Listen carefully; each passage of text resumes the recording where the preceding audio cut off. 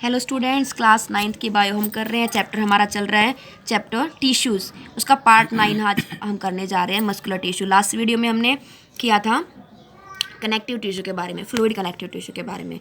तो next is the muscular tissue. Muscular tissue में अगर हम बात करें तो कोई भी मसल होते हैं उसके अंदर क्या होती हैं, मसल सेल्स प्रेजेंट होती हैं, मसल फाइबर्स उनको हम बोल सकते हैं। ठीक है, जो मसल्स की सेल्स हैं उनको हम क्या बोलते हैं, मसल फाइबर भी बोल सकते हैं। The muscle cells are able to shorten and return to their original state, that is called contractility. मतलब मसल सेल्स के पास ऐसी प्रॉपर्टी होती है कि वो शॉर्टन हो सकती हैं, फिर से अपनी दोबारा वाली पोजीशन पे जा सकती हैं। इसी की वजह से आपके जैसे कि मसल्स होते हैं वो आपके काम कर पाती हैं। अब आपने क्या किया, हैंड को ऐसे फोल्ड किया, तो किसकी वजह से हो पा रही हैं सभी मूवमेंट्स, क्योंकि आपकी मसल सेल्स के अंदर ऐसी प्रॉपर्टी है कि वो कभी तो शॉर्ट हो जाती हैं, फिर से अपनी दोबारा वाली पोजीशन पे चली जाती हैं। मतलब कॉन्ट्रैक्ट और रिलैक्स करती हैं। क्या करती हैं? Contract and relax.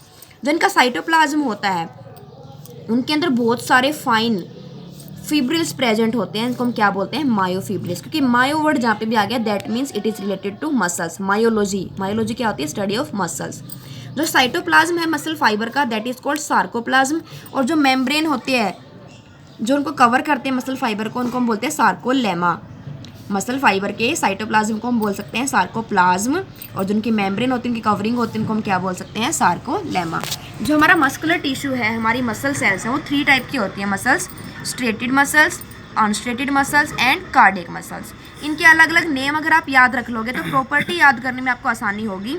Striated muscles को स्ट्रिप मसल भी बोल सकते हैं, स्केलेटल मसल भी बोल सकते हैं, और वॉलेंट्री मसल भी बोल सकते हैं। आप सोचोगे इतने नाम याद कैसे रखें? जब प्रॉपर्टी को आप पढ़ोगे तो आपको खुद को ही होगा कि हाँ ये नाम तो इसके होने ही चाहिए। अनस्ट्रेटेड को बोल सकते हैं अनस्ट्रिप्ड, स्मूथ मसल्स या इनवॉलेंट्री मसल्स। इनको हमने कोई स्पेसिफिक नाम नहीं दिया है क्योंकि दोनों के बीच के करेक्टर होते हैं। इनके कुछ करेक्टर स्ट्रेटेड वाले हैं इनके अंदर, कुछ अनस्ट्रेटेड वाले हैं। ठीक है, so first is striated muscles. Striated muscles जो होती हैं, नाम से पता लग रहा है स्ट्रेटेड, मतलब जब हम इनको माइक्रोस्कोप के नीचे देखते हैं तो इनके अंदर स्ट्रेशन मतलब स्ट्रिप लाइक स्ट्रक्चर हमें दिखाई देते हैं।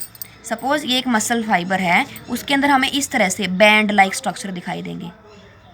बैंड लाइक स्ट्रक्चर को हम स्ट्रिप बोल सकते हैं या स्ट्रेशन बोल सकते हैं। That's why they are called striped muscle या स्ट्रेटेड मसल। जब हम इनको माइक्रोस्कोप के नीचे देखते हैं तो हमें स्ट्रेशंस, बैंड लाइक स्ट्रक्चर या स्ट्रिप लाइक स्ट्रक्चर दिखाई देते हैं।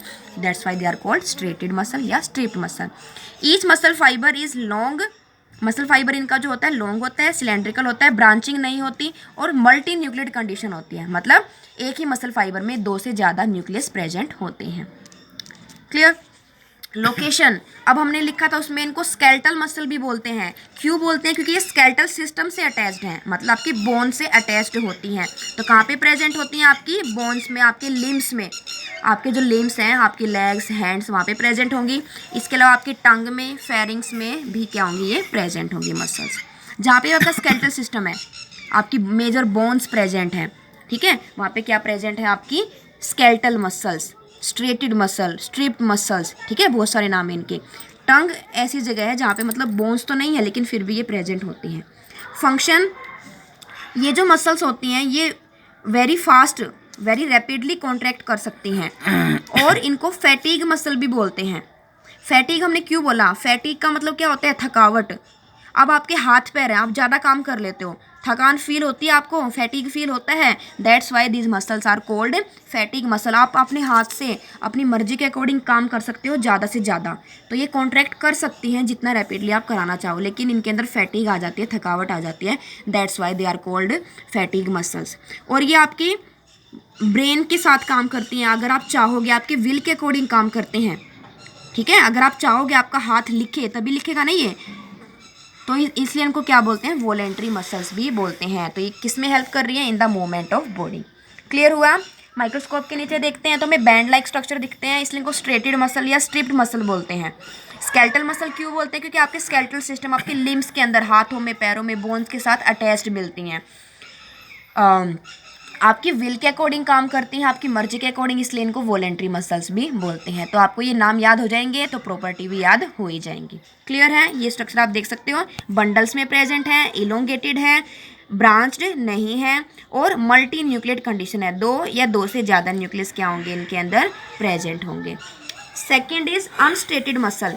इनको जब हम माइक्रोस्कोप के नीचे देखते हैं तो इनके अंदर स्ट्रेशन नहीं दिखती हमें, डोंट शो स्ट्रेशन या striped, that's why they are called unstriated और अनस्ट्रिप्ड मसल। जब माइक्रोस्कोप के नीचे इनको हम देखेंगे तो हमें बैंड लाइक स्ट्रक्चर दिखाई नहीं देते। Each muscle fibre is long, spindle shaped and uninucleate. वहाँ पे क्या था, सिलेंड्रिकल था, लॉन्ग था, यहाँ पे लॉन्ग तो है लेकिन कैसा है, स्पिंडल शेप, कैसा है, स्पिंडल शेप और सिंगल न्यूक्लियस है इनके अंदर।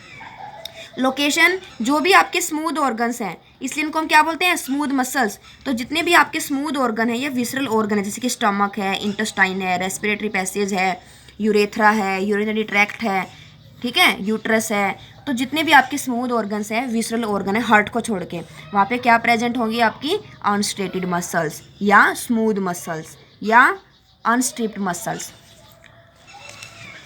These muscles contract and relax very slowly. अब ये जो मसल्स हैं क्या करती हैं, स्लोली कॉन्ट्रैक्ट या रिलैक्स करती हैं, और इनको हम नॉन फैटिक मसल बोलते हैं। अगर आप खाना खा रहे हो तो डाइजेस्टिव सिस्टम आपका स्टमक है, इंटेस्टाइन है, तो स्लोली क्या करते हैं, फूड को डाइजेस्ट करते हैं, इसलिए ज़्यादा टाइम लग जाता है। लेकिन वो मसल्स कभी भी टायर्ड नहीं होती, थकती नहीं है, that's why they are called non fatigue muscles. Their movement is not under the control of your brain.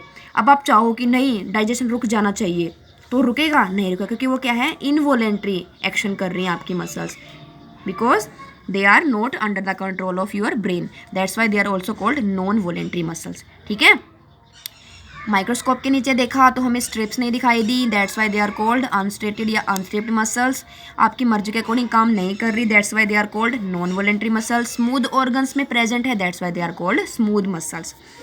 Function देख लेते हैं, they contract throughout the organ as a single unit. पूरे स्टमक में, पूरे इंटेस्टाइन में एक single unit की तरह काम करेंगी वो, ये नहीं कि एक मसल अलग काम कर रही है, दूसरी मसल से अलग काम कर रही है, एक यूनिट की तरह काम करेंगी और मूवमेंट प्रोड्यूस करेंगी आपके विसरल ऑर्गन्स में, जैसे कि यूरिनरी ब्लैडर में, गोल ब्लैडर में, यूरेटर में, यूट्रस में, स्टमक में, इंटेस्टाइन में। ठीक है, तो जो भी मूवमेंट्स होते हैं आपके स्मूथ ऑर्गन्स में वो किसकी वजह से होती हैं, आपकी स्मूथ मसल्स की वजह से, अनस्ट्रेटेड मसल्स की वजह से। स्ट्रक्चर देख लो कैसी शेप है, स्पिंडल शेप, सिंगल न्यूक्लियस है। हमने पढ़ा था कि मायोफिब्रिल्स प्रेजेंट होते हैं, तो ये भी यहाँ पे आप देख सकते हो। इसकी जो मेम्ब्रेन है उसको सार्कोलेमा बोलते हैं, वो भी आप यहाँ से देख सकते हो। साइटोप्लाज्म को क्या बोलते हैं, सार्कोप्लाज्म। कवरिंग को क्या बोलते हैं, सार्कोलेमा। क्लियर है। कार्डियक मसल, कार्डियक मसल्स में क्या होती हैं, दोनों के करेक्टर होंगे, करेक्टर्स ऑफ बोथ, कुछ करेक्टर स्ट्रेटेड वाले, कुछ करेक्टर आपके अनस्ट्रेटेड वाले। स्ट्रक्चर की अगर बात करें, द फाइबर्स हैव 1 और 2 न्यूक्लियाई, कहीं कहीं पे 1 न्यूक्लियाई भी हो सकते हैं और 2 न्यूक्लियस भी हो सकते हैं।